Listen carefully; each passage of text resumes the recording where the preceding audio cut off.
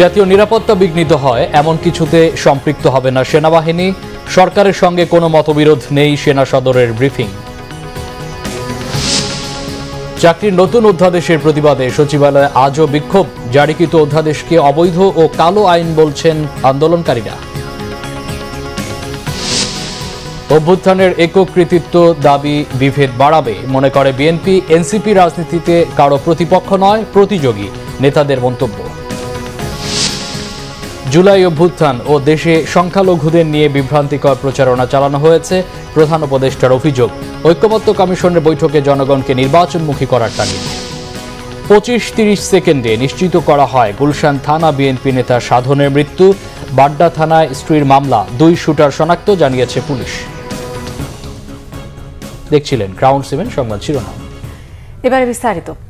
জাতীয় নিরাপত্তা বিঘ্নিত হয় এমন কোনো কাজে নিজেদের সম্পৃক্ত করবে না সেনাবাহিনী। করিডোর একটি স্পর্শকাতর বিষয় বলে তারা মনে করে। সেনা সদরের ব্রিফিংয়ে এমন তথ্য জানানো হয়েছে। বলা হয়েছে, সরকার ও সেনাবাহিনীর মধ্যে কোনো মতবিরোধ নেই, বরং সম্পূরক হিসেবে কাজ করছে। সীমান্তের নিরাপত্তা নিয়ে কোনো কম্প্রোমাইজ করবে না সেনাবাহিনী। আর মব ভায়োলেন্স কিংবা জনদুর্ভোগ সৃষ্টি করলে কঠোর হাতে তা দমনের হুঁশিয়ারিও দেওয়া হয়েছে। রিপোর্ট সৈয়দ আব্দুল মুহিতের। দেশের আইন শৃঙ্খলা পরিস্থিতি ও সমসাময়িক ইস্যুতে ঢাকা সেনানিবাসে সংবাদ সম্মেলন করে সেনা সদর। গেল 40 দিনে 241টি অবৈধ অস্ত্র উদ্ধার এবং বিভিন্ন অপরাধের সাথে জড়িত 2000 অপরাধীকে গ্রেপ্তারের কথা উল্লেখ করা হয় ব্রিফিংয়ে। পাহাড়ি আত্মস্বীকৃত সন্ত্রাসী দলকে নির্বাচনে যুক্ত করা সমীচীন হবে না, এমন মন্তব্য সেনা সদরের। জানমালের ক্ষতিসাধন, মব ভায়োলেন্স, জনদুর্ভোগ সৃষ্টি করতে পারে এমন কর্মকাণ্ডের বিরুদ্ধে সেনাবাহিনী কঠোর পদক্ষেপ গ্রহণ করবে। করিডোর প্রশ্নে সেনাবাহিনীর অবস্থান ব্যাখ্যা করেন এই কর্মকর্তা। সেনাবাহিনী ক্ষমতা নেওয়ারও কোনো ইচ্ছা বা এ ধরনের কোনো আমাদের মধ্যে এ ধরনের কোনো আলোচনা হয়নি। করিডোর একটি স্পর্শকাতর বিষয়। বাংলাদেশ সেনাবাহিনী দেশের নিরাপত্তা বিঘ্নিত কোনো কাজে বাংলাদেশ সেনাবাহিনী সম্পৃক্ত হবে না। গভর্নমেন্ট এবং বাংলাদেশ আর্মি খুব সুন্দরভাবে ওতপ্রোতভাবে একে অপরের সম্পূরক হিসাবে কাজ করছে। আমরা প্রতিনিয়তই সরকারের সাথেই কাজ করছি, সরকার নির্দেশনা মেনেই কাজ করছি। সেনা সদরের মিলিটারি অপারেশনস পরিদপ্তরের পরিচালক ব্রিগেডিয়ার জেনারেল মোহাম্মদ নাজিমুদ্দৌলা এক প্রশ্নের জবাবে জানান, সীমান্তে আরসা বাহিনীর সশস্ত্র টহল নিয়ে উদ্বেগ রয়েছে তাদের। কুকি চীনের ইউনিফর্ম তৈরির বিষয়টিও খতিয়ে দেখছেন তারা। এটাকে আমরা খুব হালকাভাবে নিইনি, আমরা দেখছি, খুঁজে দেখছি এবং সে ব্যাপারে যতটুকু ব্যবস্থা গ্রহণ করার অবশ্যই আমাদের পক্ষ থেকে যেটা আমাদের দায়িত্বের ভিতরে পড়ে নিশ্চয়ই আমরা সেটা নিয়ে কাজ করব। যতক্ষণ পর্যন্ত আমাদের গায়ে বিন্দুমাত্র শক্তি থাকবে, will never compromise that. This is our country and will protect it at any cost. এটা আপনার দেশ, এটা আমার দেশ। এই দেশের সার্বভৌমত্ব বিনষ্ট হতে পারে কোনো একটা সম্প্রদায়ের মাধ্যমে, এটা কখনোই হবে না। ভারত থেকে পুশিন ঠেকাতে বিজিবি সক্রিয় রয়েছে, প্রয়োজন হলে সেনাবাহিনী পাশে থাকবে বলেও সংবাদ সম্মেলনে জানানো হয়। পুশিন বিষয়টি আমি মনে করি এখনও বিজিবি সুন্দরভাবে নিয়ন্ত্রণ করতে পারছে। পরিস্থিতি যদি উদ্ভব হয় যেখানে সেনাবাহিনী ইনভলভ হওয়ার দরকার হবে, সরকারের নির্দেশে নিশ্চয়ই সেনাবাহিনী সেটাতে যাবে। বাট এই মুহূর্তে BGB is managing it very nicely এবং নিয়ম প্রথা অনুযায়ী তারা কাজটা করছে। বাট আবারও বলবো, এটা কাম্য নয়। সৈয়দ আব্দুল মুহিত, বাংলা ভিশন, ঢাকা। সরকারি চাকরি অধ্যাদেশ 2025কে নিবর্তনমূলক দাবি করে তা বাতিলের দাবিতে তৃতীয় দিনের মতো বিক্ষোভ করেছে সচিবালয় কর্মকর্তা কর্মচারী সংযুক্ত পরিষদ। সকাল থেকে সচিবালয়ে বিক্ষোভ মিছিলের পাশাপাশি কয়েকটি প্রবেশ মুখও বন্ধ করে দেয় তারা। দিয়েছে মঙ্গলবার থেকে আরও কঠোর কর্মসূচির হুঁশিয়ারিও। মহিবুল্লাহ মহিবের রিপোর্ট। সচিবালয়ের ভেতরে এই বিক্ষোভ বাংলাদেশ সচিবালয় কর্মকর্তা কর্মচারী সংযুক্ত পরিষদের। দপ্তরের কাজকর্ম বন্ধ রেখে এতে যোগ দেন শত শত কর্মচারী। জারিকৃত অধ্যাদেশকে অবৈধ ও কালো আইন বলছেন তারা। আমরা অনুরোধ করছি আইনটা যাতে পুনর্বিবেচনা করে। পুনর্বিবেচনা করলে একটু সহনশীল হলে আমরা কর্তৃপক্ষের সাথে মিলেমিশে আবার আগের মতো সেবা দিতে পারবো। এইখানে রিভিউ করবে, কর্মকর্তারাই রিভিউ করবে, কর্মকর্তাদের কাছেই লাস্ট ডিসিশন দেওয়া হবে। সবার আতঙ্কের জায়গা এটাই যে আগে তো আমরা শেষ বড় হিসেবে আদালতের কাছে যেতে পারতাম, এখন পারবো না। ন্যায় বিচার পাওয়ার একটা শেষ আশ্রয়স্থল কোনটা ছিল? আদালত আমাদের দেশে। সেটাই যদি না থাকে, মানুষের আতঙ্কটা এই জায়গায়। এনবিআর আদি দাবি আদায়ের জন্য অর্থ উপদেষ্টা মহোদয়ের রুমে লাথি মেরেছে, তালা ভেঙেছে, তাদের জন্য আমরা এই তাদের অন্যায়ের বোঝা সারা বাংলাদেশের 18 লক্ষ কর্মচারী বহন করবে না। যে দেশে এমন কোনো ঘটনা ঘটে নাই যে সরকারি সকল কর্মচারীর মধ্যে একটা কালো আইন, সংবিধান স্থগিত রেখে যে আইন করা হয়েছিল, এখন সংবিধান বলবৎ থাকা অবস্থায় কেন আমাদের সরকারি কর্মচারীদের প্রতি এই আচরণ করা হবে? তা বাতিল না করলে সচিবালয় অচল করে দেবার মতো কঠোর কর্মসূচির হুঁশিয়ারি বাংলাদেশ সচিবালয় কর্মকর্তা কর্মচারী সংযুক্ত পরিষদ নেতাদের। আগামীকাল আমাদের পূর্ব ঘোষিত কর্মসূচি বলবৎ থাকবে মর্মে ঘোষণা করছি এবং সারা বাংলাদেশের সকল মন্ত্রণালয়, বিভাগ, দপ্তর, পরিদপ্তর, অধিদপ্তর এবং অন্যান্য সরকারি সংস্থায় কর্মরত সকল কর্মকর্তা এবং কর্মচারী ভাই বোন সহকর্মীগণ আমাদের এই কর্মসূচির সাথে ঐক্যমত্য বা একাত্মতা পোষণ করেছেন। এখনই আপনারা এই কালো আইন প্রয়োগ করেন না। এই কালো আইন প্রয়োগ করলে আমরা কঠোর হস্তে দমন করব ইনশাল্লাহ। আর আগামীকাল সারা বাংলাদেশের কর্মকর্তা কর্মচারীদের প্রতি অনুরোধ থাকলো, আপনারা অবশ্যই আপনাদের যার যার অবস্থান থেকে কর্মসূচি পালন করবেন যতক্ষণ পর্যন্ত সচিবালয় থেকে আমরা কোনো নির্দেশনা না দিব। এবং জেলা উপজেলা যেখানে সরকারি কর্মকর্তা কর্মচারীরা আছেন, যেখানে সরকারি প্রতিষ্ঠান আছে, আপনারা প্রত্যেকেই এই কর্মসূচিতে অংশগ্রহণ করবেন। গেল বৃহস্পতিবার উপদেষ্টা পরিষদের বৈঠকে সরকারি চাকরি আইন 2018 সংশোধন করে সরকারি চাকরি সংশোধন অধ্যাদেশ 2025-এর খসড়া অনুমোদন দেয়া হয়। রবিবার রাতে জারি করা হয় এই সংক্রান্ত অধ্যাদেশ। মুহিবুল্লাহ মুহিব, বাংলা ভিশন, ঢাকা। কেউ এককভাবে আন্দোলন করে শেখ হাসিনার পতন ঘটিয়েছে দাবি করলে বিভেদ বাড়বে বলেছেন বিএনপির স্থায়ী কমিটির সদস্য আমির খসরু মাহমুদ চৌধুরী। গণতন্ত্র পুনরুদ্ধারের লড়াই সুষ্ঠু নির্বাচনের মাধ্যমেই শেষ করার কথা জানিয়েছেন দলের স্থায়ী কমিটির আরেক সদস্য গয়েশ্বর চন্দ্র রায়। রিপোর্ট মোবাশের আহমদের। সোমবার ডিআরইউ মিলনায়তনের এক অনুষ্ঠানে উপস্থিত হন বিএনপি সহ বিভিন্ন দলের নেতারা। অতিথিদের বক্তব্যে উঠে আসে স্বাধীন গণমাধ্যম প্রতিষ্ঠায় গণতন্ত্রের ভূমিকার কথা। এ সময় অন্তর্বর্তী সরকারকে উদ্দেশ্য করে বিএনপি নেতা আমির খসরু মাহমুদ চৌধুরী বলেন, নির্বাচনকে ভয় পাওয়া খারাপ লক্ষণ। বিচারের সাথে নির্বাচনকে জড়িয়ে গণতান্ত্রিকভাবে ক্ষমতার পরিবর্তনকে বাধাগ্রস্ত করা হচ্ছে বলেও অভিযোগ তার। আপনি গণতন্ত্রের পথে হাঁটতে চাইবেন না, আপনি জনগণের নির্বাচিত সরকার চাইবেন না, আপনি জনগণের মালিকানা ফিরিয়ে দিতে চাইবেন না, তারপরে বলে ঐক্যের কথা এবং গণতন্ত্র নির্বাচনের সাথে সংস্কারকে মুখোমুখি করবেন। কি জন্য? মনে হচ্ছে শেখ হাসিনার পতনের পিছনে কিছু লোক বলেছে আর শেখ হাসিনা পালিয়ে গেছে। অত সহজ কিছু লোকের কৃতিত্ব নেওয়ার কারণে আমাদের মধ্যে বিভক্তি সৃষ্টি করতে লাভ নাই। এদিকে বিএনপির প্রতিষ্ঠাতা শহীদ প্রেসিডেন্ট জিয়াউর রহমানের শাহাদাত মাস স্মরণে তার মাজারে শ্রদ্ধা জানান দলের আরেক নেতা গয়েশ্বর চন্দ্র রায়। বলেন, গণতন্ত্র প্রতিষ্ঠায় চলবে বিএনপির লড়াই সংগ্রাম। অন্যদিকে পল্টনে বিএনপির কেন্দ্রীয় কার্যালয়ে এক সংবাদ সম্মেলনে জানানো হয়, রাজনীতিতে তরুণের রাজনৈতিক অধিকার প্রতিষ্ঠার সমাবেশ করবে জাতীয়তাবাদী যুবদল, ছাত্রদল ও স্বেচ্ছাসেবক দল। আগামীকাল 27 ও 28 মে ঢাকায় জাতীয়তাবাদী যুবদল, জাতীয়তাবাদী স্বেচ্ছাসেবক দল ও জাতীয়তাবাদী ছাত্রদলের যৌথ উদ্যোগে আয়োজিত হতে যাচ্ছে একটি ব্যতিক্রমধর্মী ও তাৎপর্যপূর্ণ 2 দিনব্যাপী কর্মসূচি, যার কেন্দ্রবিন্দুতে রয়েছে দেশের তরুণ প্রজন্ম। ঢাকা, সিলেট, ফরিদপুর ও ময়মনসিংহ থেকে প্রায় 15 লাখ তরুণের সমাবেশ ঘটবে বলেও জানানো হয় সংবাদ সম্মেলনে। মোবাশের আহমেদ, বাংলা ভিশন, ঢাকা।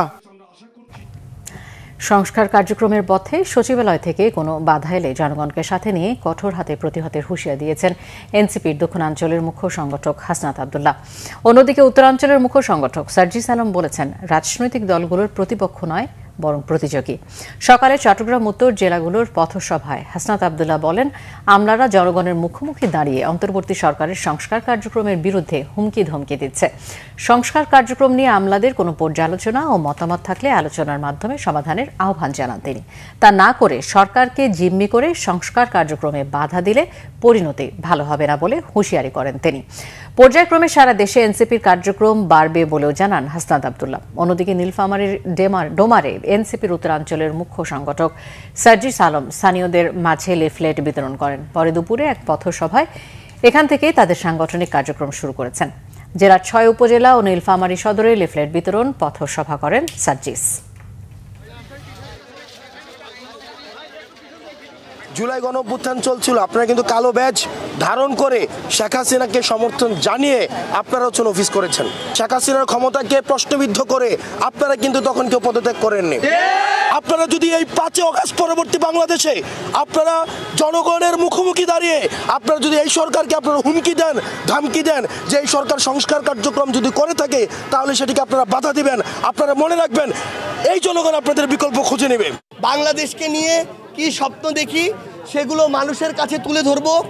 আমরা এনসিপির প্রতি আমাদের সমর্থন প্রত্যাশা করব এবং আমরা জনগণের দোরগোড়ায় গিয়ে জনগণ কি চায় সেটি শুনে সেই অনুযায়ী এনসিপির আগামী দিনের যে বাংলাদেশের ইশতেহার সেটি আমরা তৈরি করব। জুলাই অভ্যুত্থান ও পরবর্তী সময় সংখ্যালঘুদের অধিকার ক্ষুণ্ণ করার লক্ষ্যে বিভ্রান্তিকর প্রচারণায় উদ্বেগ প্রকাশ করেছেন প্রধান উপদেষ্টা ডক্টর মোহাম্মদ ইউনূস। সোমবার রাষ্ট্রীয় অতিথি ভবন Jamuna United State Commission on International Religious Freedom এর প্রধান স্টিফেন স্নেক সৌজন্য সাক্ষাৎ করতে গেলে প্রধান উপদেষ্টা এই উদ্বেগ জানান। তিনি অভিযোগ করেন, দক্ষিণ এশিয়ার কিছু গণমাধ্যম সহ দেশের বাইরের উৎস থেকে ব্যাপকভাবে অভ্যুত্থানকে উগ্র ইসলামপন্থী আন্দোলন হিসেবে তুলে ধরার চেষ্টা হচ্ছে। আলোচনায় প্রধান উপদেষ্টা অধ্যাপক ইউনূস বাংলাদেশে ধর্মীয় তাৎপর্যের উপর জোর দেন এবং দেশে ধর্মীয় সম্প্রীতি নিশ্চিত করতে সরকারের নিষ্ঠার কথা তুলে ধরেন। সংখ্যালঘুদের বিরুদ্ধে সহিংসতার অভিযোগের প্রসঙ্গ তুলে ধরে স্বচ্ছতা দেখাতে বিশ্বব্যাপী সাংবাদিকদের বাংলাদেশে আমন্ত্রণ জানান ডক্টর মোহাম্মদ ইউনূস। অন্তর্বর্তী সরকারের এজেন্ডা, প্রস্তাবিত সাংবিধানিক সংশোধনী এবং চলমান রোহিঙ্গা সংকটের কথাও আলোচনা হয়।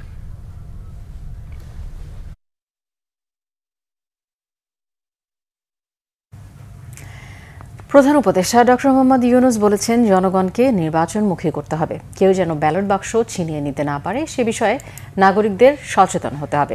শৃঙ্খলা আনতে হবে, জনগণকে সাথে নিয়ে নিরাপদ ভোটের আয়োজন করতে হবে। সোমবার রাষ্ট্রীয় অতিথি ভবন যমুনায় প্রধান উপদেষ্টার সভাপতিত্বে জাতীয় ঐকমত্য কমিশনের সভা অনুষ্ঠিত হয়। সভায় কমিশনের সদস্যরা রাজনৈতিক দলগুলোর সাথে আলোচনার সর্বশেষ অগ্রগতি সম্পর্কে প্রধান উপদেষ্টাকে অবহিত করেন। সভায় সিদ্ধান্ত হয়, রাজনৈতিক দলগুলোর সাথে জুনের প্রথম সপ্তাহে সংস্কার কাজ নিয়ে দ্বিতীয় দফায় আলোচনা শুরু হবে। প্রধান উপদেষ্টা ডক্টর মোহাম্মদ ইউনূস এই আলোচনার উদ্বোধন করবেন। গত 19 মে রাজনৈতিক দলগুলোর সাথে ঐকমত্য কমিশনের প্রথম দফায় আলোচনা শেষ হয়। এ সময় সংস্কার প্রক্রিয়া ও নির্বাচন বিষয়ে রাজনৈতিক দলগুলোর পাশাপাশি নাগরিক সমাজ ও তৃণমূলের সংগঠনগুলোকে সম্পৃক্ত করে জনসচেতনতা বাড়িয়ে তোলার পরামর্শ দিয়েছেন প্রধান উপদেষ্টা।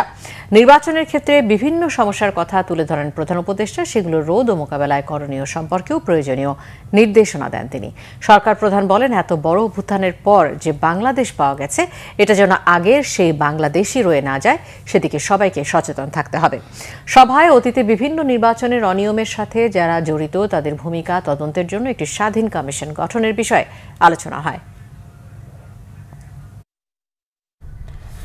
নির্বাচন ও সংস্কারের মধ্যে কোনো বিরোধ নেই উল্লেখ করে জাতীয় ঐকমত্য কমিশনের সহসভাপতি অধ্যাপক আলী রিয়াজ বলেছেন, নির্বাচন ও সংস্কারের মধ্যে কল্পিত বিরোধ তৈরি করা হচ্ছে।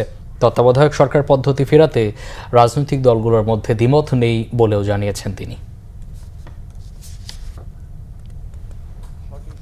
রাজনৈতিক দলগুলোর সঙ্গে প্রথম পর্যায়ের আলোচনা শেষে সার্বিক কার্যক্রম সম্পর্কে জানাতে সোমবার জাতীয় সংসদ ভবনে ঐকমত্য কমিশনের এই সংবাদ সম্মেলন। কমিশনের সহসভাপতি আলী রিয়াজ জানান, দুর্নীতি দমন কমিশন বিচার বিভাগ সংস্কারে প্রায় সব দল একমত, তবে জনপ্রশাসন ও সংবিধান সংস্কারে আরও আলোচনার প্রয়োজন। নির্বাহী বিভাগ থেকে বিচার বিভাগকে কার্যকরভাবে পৃথকীকরণের জন্য সুপ্রিম কোর্ট সচিবালয় প্রতিষ্ঠা এবং প্রয়োজনীয় আইন প্রণয়ন করা, এই সুপারিশের ব্যাপারে সব দল নীতিগতভাবে একমত হয়েছে। তত্ত্বাবধায়ক সরকার ফেরাতেও দলগুলো নীতিগতভাবে একমত হয়েছেন বলে জানান তিনি। তত্ত্বাবধায়ক সরকার পুনঃপ্রতিষ্ঠার ব্যাপারে রাজনৈতিক দলগুলোর ভেতরে কোনো রকম দ্বিমত নেই। সংবিধানে রাষ্ট্রের মূলনীতি হিসেবে সাম্য, মানবিক মর্যাদা, সামাজিক সুবিচার, বহুত্ববাদ এবং গণতন্ত্র অন্তর্ভুক্ত করার প্রস্তাবে বহুত্ববাদ না রাখার ব্যাপারে অধিকাংশ দল মতামত দিয়েছেন।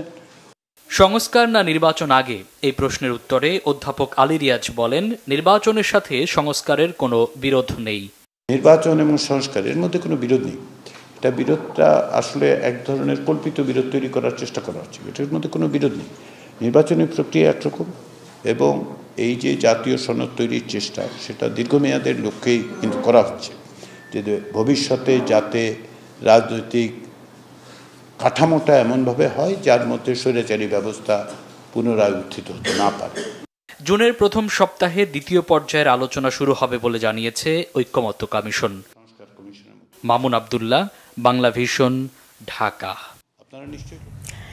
ইশরাক হোসেনকে শপথ পড়াতে বাধ্য সরকার, কিন্তু সরকার শেষ দিনেও রাজনৈতিক বা অন্য কোনো কারণে শপথ পড়ানোর ব্যবস্থা নিতে ব্যর্থ হয়েছে বলে মন্তব্য করেছেন ইশরাক হোসেনের আইনজীবী ব্যারিস্টার মাহবুব উদ্দিন খোকন। একে উদ্দেশ্য প্রণোদিত উল্লেখ করে আদালতে যাওয়ার কথা জানিয়েছেন তিনি। তারা করতে বাধ্য। এখানে তো ইচ্ছা পর্যন্ত চেয়েছিল, সে সামনে সম্মান করেছিল, তারপর ঢাকাবাসী দিনের পর দিন আস্থায় ছিল, লিগাল নোটিশ দিয়েছে, চিঠি দিয়েছে, সর্বশেষ আজকে রিমাইন্ডার চিঠি দিয়েছে সকালবেলা যে আজকের মধ্যে লাস্ট ডে আজকে শপথ করানোর জন্য। সরকার কিন্তু ইচ্ছাকৃতভাবে রাজনৈতিক কারণে বা ভিন্ন কারণে হতে পারে তারা শপথ দেয়নি, প্রদানে ব্যর্থ হয়েছে। শপথ পড়ানোর জন্য আমরা আদালতে যাব, যেহেতু সরকার পড়ায়নি, এটা তো আমার তো কোনো ফল নেই, ইচ্ছাকৃত তো ফল নেই। রাজধানীর বাড্ডায় ফিল্মি স্টাইলে গুলিতে হত্যা করা হয় গুলশান থানা বিএনপির যুগ্ম আহ্বায়ক কামরুল হাসান সাধনকে।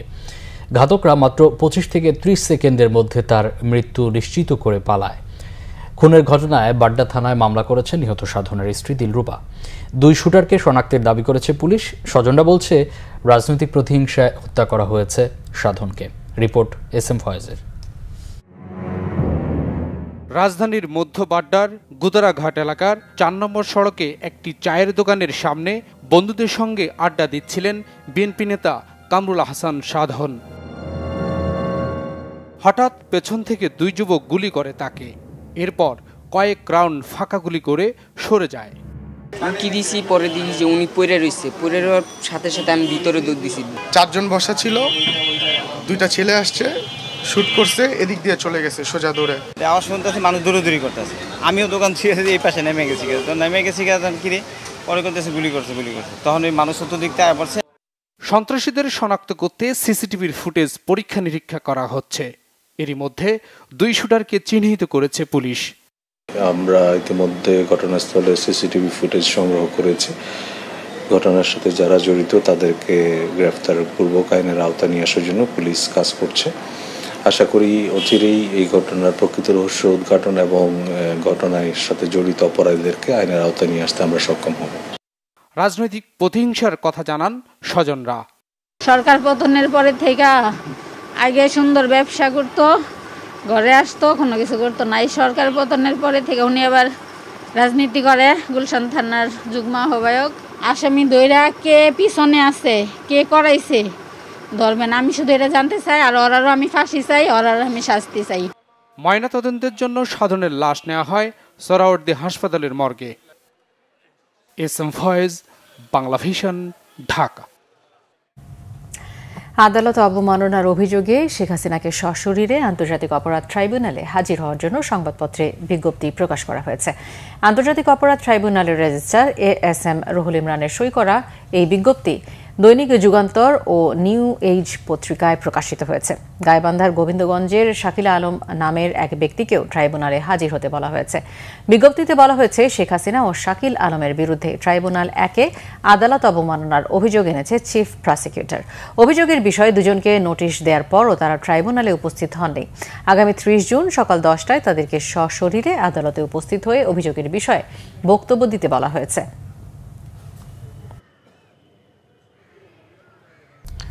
উচ্চ মূল্যস্ফীতি নিয়ন্ত্রণ ও খরচ কমানোর টার্গেট সামনে রেখে 2 জুন 2025-26 অর্থ বছরের বাজেট ঘোষণা করতে যাচ্ছে সরকার। নতুন বাজেট চলতি বাজেটের তুলনায় খানিকটা ছোট হলেও বাড়ছে করমুক্ত আয়ের সীমা। তবে রাজনৈতিক সরকার না হওয়ায় এবার অন্তর্বর্তীকালীন সরকার বাজেটে থাকছে না মেগা প্রকল্পের উচ্চাভিলাষী স্বপ্ন পূরণের চাপ। কৃচ্ছ্রতা সাধনের এই বাজেটে অর্থনীতি পুনরুদ্ধারে গুরুত্ব দেওয়ার তাগিদ বিশ্লেষকদের। জিয়াউল হক সবুজের রিপোর্ট। আগামী 2 জুন ঘোষণা হবে নতুন বাজেটের রূপরেখা। এবার সংসদ অধিবেশন না থাকায় টিভিতে বাজেট উত্থাপন করবেন অর্থ উপদেষ্টা। 2007 এবং 8 সালের পর এ নিয়ে তৃতীয়বার টেলিভিশনে ঘোষণা হতে যাচ্ছে অন্তর্বর্তী সরকারের বাজেট প্রস্তাবনা। অন্তর্বর্তীকালীন সরকার এটা কিন্তু একটা বিশেষ পরিস্থিতিতে বাজেটটা দিচ্ছে। এটি মূলত অর্থনীতি পুনরুদ্ধারের দৃষ্টিভঙ্গি থেকে এই বাজেটটি প্রণয়ন হওয়া উচিত। নতুন বাজেটের আকার হতে পারে 7,90,000 কোটি টাকা। পদচ্যুত আওয়ামী লীগ সরকারের দেয়া শেষ বাজেটের তুলনায় এই আকার 7,000 কোটি টাকা কম। খরচের এই খতিয়ানের প্রায় 16% বা 1.25 লাখ কোটি টাকার বেশি বরাদ্দ থাকছে ঋণের সুদ পরিশোধের জন্য। আয় কম, তাই সীমিত আয় দিয়েই অর্থনীতির ক্ষত সারাতে চান অর্থ উপদেষ্টা। সরকারি বেতন ভাতা বা কৃষি ভর্তুকিতে কোনো হেরফের না হলেও এবার বার্ষিক উন্নয়ন কর্মসূচির আকার কমছে 35,000 কোটি টাকা। প্রবৃদ্ধি নয়, মূল নজর এবার ভোক্তাকে মূল্যস্ফীতির চাপ থেকে দূরে রাখা। উচ্চ মূল্যস্ফীতির যে অব্যাহত অভিঘাত বিগত 2-3 বছর থেকে সাধারণ ভোক্তাদের উপরে যাচ্ছে, তাতে তার প্রকৃত আয়ে সংকোচন হয়েছে এবং সেটা সামগ্রিকভাবে তার পারিবারিক ব্যয় বা কৃচ্ছতা সাধনের একটা কারণ হয়ে দাঁড়িয়েছে এবং সেটা সামগ্রিকভাবে উৎপাদনশীলতা, জাতীয় প্রবৃদ্ধিতেও কিন্তু এর একটা নেতিবাচক প্রভাব আমরা দেখেছি। তো সেই জায়গাটিতে যদি মূল্যস্ফীতিকে কমিয়ে আনা যায় সেটা ইতিবাচক দিক। তবে মূল্যস্ফীতিকে কমানোর ক্ষেত্রে একটা গুরুত্বপূর্ণ সূচক হবে সরকারি ব্যয় কতটুকু কৃচ্ছতার সাথে করা হবে। রাজনৈতিক ও অর্থনৈতিক অস্থিরতার মধ্যেও বাজেট ঘাটতি 3.5% মধ্যে সীমিত রাখতে চান অর্থ উপদেষ্টা। ব্যাংক থেকে ঋণ নেওয়ার টার্গেটও কমছে 20%। রাজস্ব আয় কম হলেও এবার করমুক্ত আয়সীমা 25,000 টাকা বাড়ানোর প্রস্তাব করছেন তিনি। সব মিলিয়ে বাস্তবায়নযোগ্য বাজেট দেওয়ার লক্ষ্য সরকারের। আমাদের অর্থনীতি কিন্তু এখন অনেকটাই খাদে পড়ে গেছে, অর্থাৎ আমাদের প্রবৃদ্ধি কিন্তু অত্যন্ত কম প্রবৃদ্ধি হচ্ছে, যার ফলে কিন্তু কর্মসংস্থান বাড়ছে না, বেকারত্ব বাড়ছে, মানুষের আয় কমে যাচ্ছে। তারা তো বিভিন্নভাবে এখন অনেকটাই বিশ্বাস উঠে যাওয়ার অবস্থা হয়েছে। কাজেই এই বাজেটের যদি আমরা সেইভাবে লক্ষ্য করি, তাহলে এই বাজেটের মূল লক্ষ্য হওয়া উচিত কি? একটা হচ্ছে অর্থনৈতিক স্থিতিশীলতা ফিরিয়ে নিয়ে আসা, যাতে আমাদের উন্নয়নের চাকাটা বেগবান হতে পারে, ঘুরতে পারে, এবং তার জন্য যেটা সবচেয়ে বড় দরকার সেটা হচ্ছে আমাদের যাতে বিনিয়োগ বাড়তে পারে। জুনের প্রথম বৃহস্পতিবার বাজেট ঘোষণার নিয়ম থাকলেও এবার ঈদুল আজহার ছুটি থাকায় 3 দিন আগেই বাজেট উত্থাপন করবেন অর্থ উপদেষ্টা। জিয়াউল হক সবুজ, বাংলা ভিশন, ঢাকা। উন্নয়নমূলক কাজের হিসাব শুধু কাগজে কলমে থাকলে হবে না, বরং বাস্তবতার নিরিখে চিন্তা করতে হবে বলে জানিয়েছেন অর্থ উপদেষ্টা ডক্টর সালেউদ্দিন আহমেদ। রাজধানীর একটি হোটেলে আয়োজিত উন্নয়নমূলক প্রকল্পের মূল্যায়ন, জবাবদিহিতা ও নৈতিকতা শীর্ষক এক সেমিনারে কথা বলেন তিনি। অর্থ উপদেষ্টা বলেন, উন্নয়নের ধারাবাহিকতায় নীতি, নৈতিকতা ও স্বচ্ছতাকে অনেক বেশি গুরুত্ব দিতে হবে। যে সমস্ত প্রজেক্ট হাতে নেওয়া হয় সেগুলো সাধারণ মানুষকেও জানানো উচিত। এতে প্রকল্প সম্পর্কে সব শ্রেণী পেশার মানুষের কাছে একটা ধারণা থাকে। সালাউদ্দিন আহমেদ বলেন, অনেক প্রতিষ্ঠান আছে যারা অযোগ্য হওয়া সত্ত্বেও কাজ পেয়ে যায়। এতে প্রত্যাশিত ফল সেই প্রকল্প থেকে পাওয়া যায় না। এক্ষেত্রে এসব প্রতিষ্ঠানে স্বচ্ছ অডিটিং এর গুরুত্ব দিলে প্রত্যাশিত ফল পাওয়া যাবে। তিনি বলেন, আগে বিভিন্ন প্রতিষ্ঠান থেকে অনেক তথ্য দেওয়া হতো যা ভুল ও ম্যানিপুলেট করা। অযোগ্য অনেক প্রজেক্টে অনেক টাকা খরচ করা হয় যা থেকে প্রত্যাশিত ফল পাওয়া যায় না।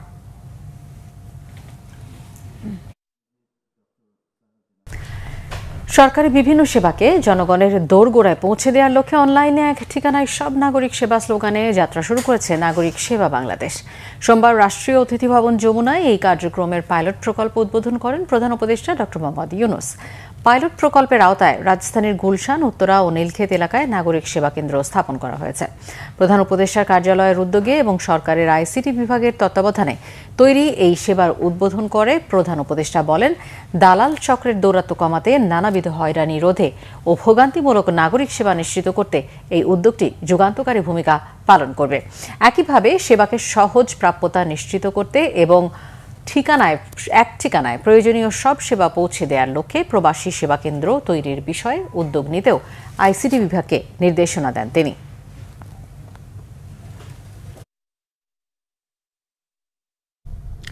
4 দিনের সফরে 28 মে জাপানের টোকিও যাচ্ছেন প্রধান উপদেষ্টা ডক্টর মোহাম্মদ ইউনূস। পররাষ্ট্র মন্ত্রণালয়ে সংবাদ সম্মেলনে ভারপ্রাপ্ত সচিব রুহুল আলম সিদ্দিকী জানান, বুধবার ভোরে Nikkei forum for future of Asia সম্মেলনে যোগ দিতে তিনি ঢাকা ছাড়বেন।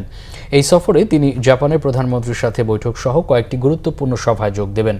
28 মে বিকেলে তারও আসর সাথে মিটিং করবেন প্রধান উপদেষ্টা। একই দিন রাতে নিপ্পন ফাউন্ডেশনের আয়োজনে নৈশভোজে অংশ নেবেন ডক্টর ইউনূস। সফরে বাংলাদেশ থেকে দক্ষ জনশক্তি নেয়ার বিষয়ে একটি সেমিনারেও যোগ দেবেন তিনি। পরে জয়কার সাথে ও একটি মিটিং করার কথা রয়েছে প্রধান উপদেষ্টার। 30 তারিখ জাপানের প্রধানমন্ত্রীর সাথে প্রধান উপদেষ্টার বৈঠকে রোহিঙ্গা সহ নানা বিষয়ে আলোচনা হওয়ার কথা রয়েছে। এছাড়া শোকা ইউনিভার্সিটির অধ্যাপক ডক্টর মোহাম্মদ ইউনূসকে সম্মানসূচক ডক্টরেট ডিগ্রি প্রদান করবেন। সফরে 7টি সমঝোতা স্মারক স্বাক্ষর হবে। 31 মে সকালে ঢাকার উদ্দেশ্যে তিনি টোকিও ত্যাগ করবেন।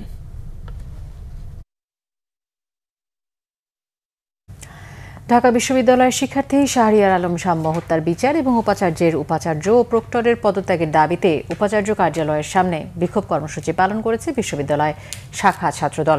সোমবার দুপুর 12টার দিকে বিশ্ববিদ্যালয়ের ভিসি ডক্টর নিয়াজ আহমেদ খানের কার্যালয়ের সামনে বিক্ষোভ শুরু করে ঢাবি শাখা ছাত্রদল নেতারা। 2 ঘণ্টা ধরে চলা বিক্ষোভ কর্মসূচি শেষ হয় দুপুর 2টার পর। এ সময় বিশ্ববিদ্যালয়ের শিক্ষার্থী সহ ছাত্রদল নেতারা জানান, 5 আগস্টের পর থেকে ক্যাম্পাসের শিক্ষার্থীরা নিরাপত্তাহীনতায় ভুগছে।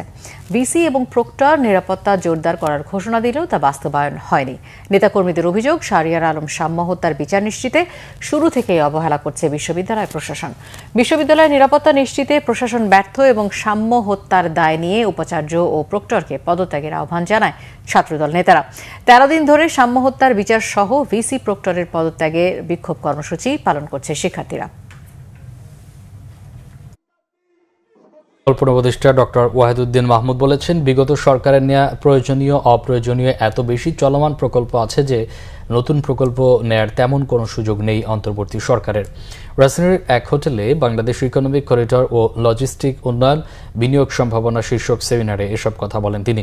পরিকল্পনা উপদেষ্টা বলেন, আগামী দিনের অর্থনীতিতে বন্দর সুবিধার প্রয়োজনীয়তা বড় বিষয় হয়ে দাঁড়াবে। এজন্য গভীর সমুদ্র বন্দর নির্মাণ ও চট্টগ্রাম বন্দরের সক্ষমতা বৃদ্ধিতে গুরুত্ব দেওয়া হচ্ছে।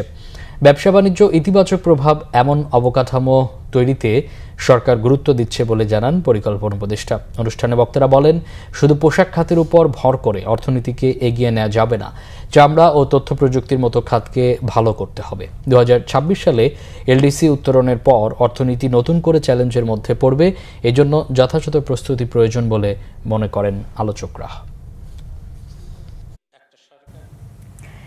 এবারের কোরবানির অর্থনীতি 1 লাখ কোটি টাকা ছাড়িয়ে যাবে বলে মন্তব্য করেছেন মৎস্য ও প্রাণী সম্পদ উপদেষ্টা ফরিদ আক্তার। সোমবার রাজধানীর কৃষি বিজ্ঞান ইনস্টিটিউটে কৃষি সাংবাদিক ফোরাম বিজেএফ আয়োজিত দেশীয় পশুতে কোরবানি, পশু ও চামড়া ব্যবস্থাপনায় করণীয় শীর্ষক সেমিনারে একথা বলেন তিনি। প্রান্তিক খামারিরা ঘুরে দাঁড়িয়েছে জানিয়ে উপদেষ্টা বলেন, এবারে কোরবানির পরেও পশু উদ্বৃত্ত থাকবে। চামড়া শিল্পের সম্ভাবনার নতুন দ্বার উন্মোচিত হবে বলেও মনে করেন উপদেষ্টা। এ সময় বক্তারা বলেন, এই খাতের সম্ভাবনা কাজে লাগাতে প্রাণী সম্পদের সাপ্লাই চেইনে নজর দিতে হবে। বলেন, প্রান্তিক খামারির ন্যায্য মূল্য নিশ্চিতে মধ্যস্বত্বভোগীদের দৌরাত্ম্য ঠেকাতে হবে।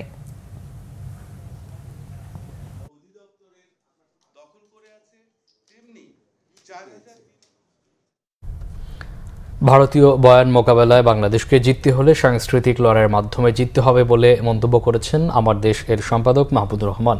সোমবার জাতীয় প্রেস ক্লাবে ঈদুল আজহা উপলক্ষে আমার দেশের ঈদ সংখ্যার মোড়ক উন্মোচন অনুষ্ঠানে প্রধান অতিথির বক্তব্যে তিনি এসব কথা বলেন।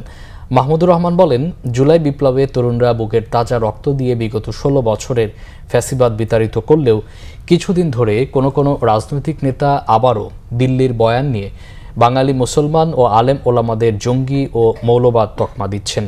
এর মাধ্যমে তারা দেশের স্বাধীনতা ও সার্বভৌমত্বকে আবারও হুমকির মুখে ঠেলে দেওয়া হচ্ছে। কোনোভাবেই আর দেশের স্বাধীনতা ও সার্বভৌমত্বকে ভুলণ্ঠিত হতে দেওয়া যাবে না। এজন্য সাংস্কৃতিক লড়াই খুবই গুরুত্বপূর্ণ বলে মনে করেন তিনি। খুঁজে পান না, তারা ভারতে সাম্প্রদায়িকতা খুঁজে পান না, তারা ভারতে জঙ্গিবাদ খুঁজে পান না, কিন্তু তারা অসাম্প্রদায়িক বাংলাদেশে তারা সাম্প্রদায়িকতা খুঁজে পান, অসাম্প্রদায়িক বাংলাদেশে তারা জঙ্গিবাদ খুঁজে পান। বাংলাদেশের স্বাধীনতা রক্ষা করতে হলে আমাদের এই বাঙালি মুসলমানের ঐতিহ্যের উপর দাঁড়িয়ে আমাদের এই সাংস্কৃতিক লড়াইটা অব্যাহত রাখতে হবে। ইনশাআল্লাহ আমরা সেই লড়াইয়ে জয়লাভ করব। খাগড়াছড়ির মাটিরাঙ্গা সীমান্ত দিয়ে আরও 19 জনকে ও হবিগঞ্জের চুনারুঘাট উপজেলার কালেঙ্গা সীমান্ত দিয়ে 19 বাংলাদেশিকে পুশিং করেছে ভারতীয় সীমান্তরক্ষী বাহিনী বিএসএফ। জামিনীপাড়া ব্যাটালিয়ন 23 বিজিবির আওতাধীন কৃষ্ণদয়ালপাড়া বিওপির আসালাং রোড এলাকা দিয়ে সোমবার ভোরে তাদের পুশিন করা হয়। তারা ভারতের হরিয়ানা রাজ্যের ইটভাটায় কাজ করতেন। সেখান থেকে আটক করে বিমানে তাদের আগরতলায় নিয়ে আসা হয়। সেখান থেকে আনা হয় দক্ষিণ ত্রিপুরার গুলমণিপাড়ায়। পরে শেষ রাতে জোরপূর্বক বাংলাদেশে অনুপ্রবেশ করানো হয়। বিজিবির তত্ত্বাবধানে আচালং ডিপিপাড়া সরকারি প্রাইমারি স্কুলে রাখা হয়েছে তাদের। এর আগে খাগড়াছড়ির বিভিন্ন সীমান্ত পয়েন্ট দিয়ে আরও 85 জনকে বাংলাদেশে পুশিন করা হয়েছে। এদিকে হবিগঞ্জের চুনারুঘাট উপজেলার কালেঙ্গা সীমান্ত দিয়ে 8 জন পুরুষ, 11 জন নারী ও 2 শিশুকে পুশিন করা হয়েছে। বিজিবি জানায় তারা বাংলাদেশের কুড়িগ্রাম জেলার ফুলবাড়ি ও নাগেশ্বরী উপজেলার বাসিন্দা।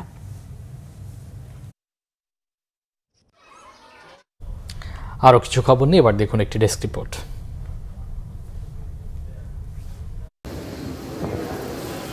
গাজীপুরের কোনাবাড়িতে ইসলামী আন্দোলনের কর্মী সভা হয়েছে।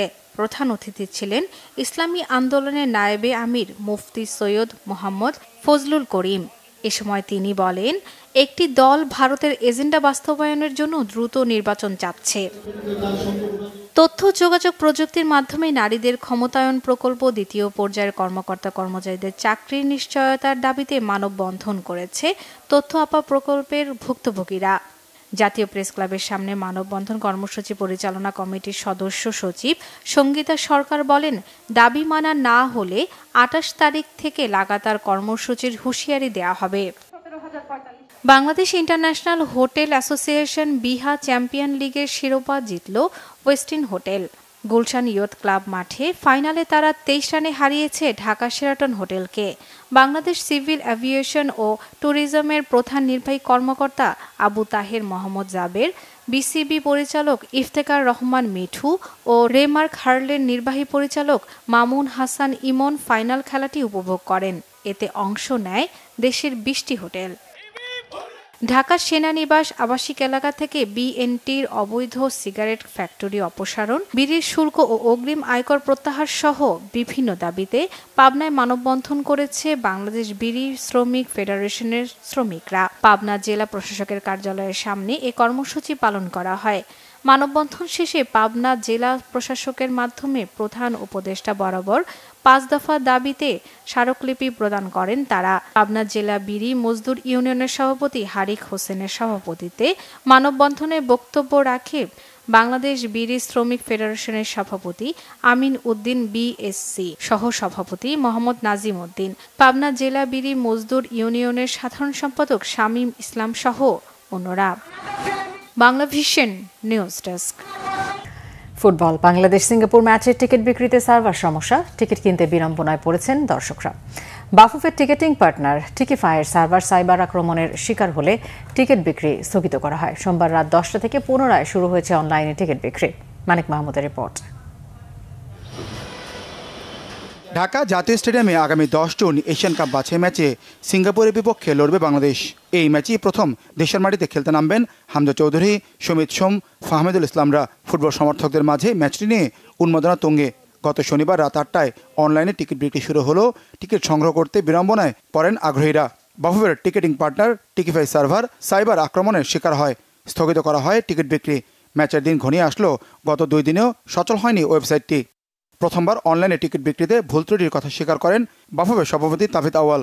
জানান, সমস্যা সমাধানে কাজ করছে বাফুফে ও টিকিফাই। সোমবার রাত থেকে আবারও টিকিট বিক্রির কার্যক্রম শুরু করার আশা করছেন তিনি। আজকে রাত 10টার পর থেকে মানে আমরা হয়তো সীমিত আকারে হলেও সাইট এবং প্ল্যাটফর্মটা অন করে দিই। 10 তারিখের আগে এখনও সময় আছে, তাই আমরা ইচ্ছা করে একটু সময় নিয়ে আমরা টিকিটগুলো ছেড়েছি। বাংলাদেশ ফুটবল ফেডারেশন থেকে আমরা সবসময় চেষ্টা করি নতুন কিছু করার জন্য, ইনোভেটিভ কিছু করার জন্য। তো প্রথমবার কিছু করতে গেলে ইনোভেটিভ হতে হলে একটু ভুল ত্রুটি হতে পারে, যেটা আমি স্বীকার করে নিয়েছি। কিন্তু ইস্যুটা না যে সমস্যা হচ্ছে, ইস্যুটা হলো আমরা কত দ্রুত সমস্যাটাকে সমাধান করতে পারছি। ঢাকা স্টেডিয়ামে সাধারণ গ্যালারির আসন সংখ্যা 18,300টি আছে। ভিআইপি, ক্লাব হাউস সহ আরও বেশ কয়েকটি ক্যাটাগরির টিকিট টিকিফাই অনলাইনে দেখা যায়। এরই মধ্যে ক্লাব হাউস, গ্যালারি সহ কয়েক হাজার টিকিট সোল্ড আউট। জানা গেছে প্রায় 3000 টিকিট বিক্রি হয়েছে। তবে গুঞ্জন আছে আরও বেশির। সার্ভার ত্রুটির পরও এত টিকিট কিভাবে বিক্রি হলো তা নিয়ে উঠেছে প্রশ্ন। মানিক মাহমুদ, বাংলা ভিশন, ঢাকা। সংবাদ শেষ করব, তার আগে ক্রাউন সিমেন্ট শিরোনামগুলো জানিয়ে দেব আরও একবার।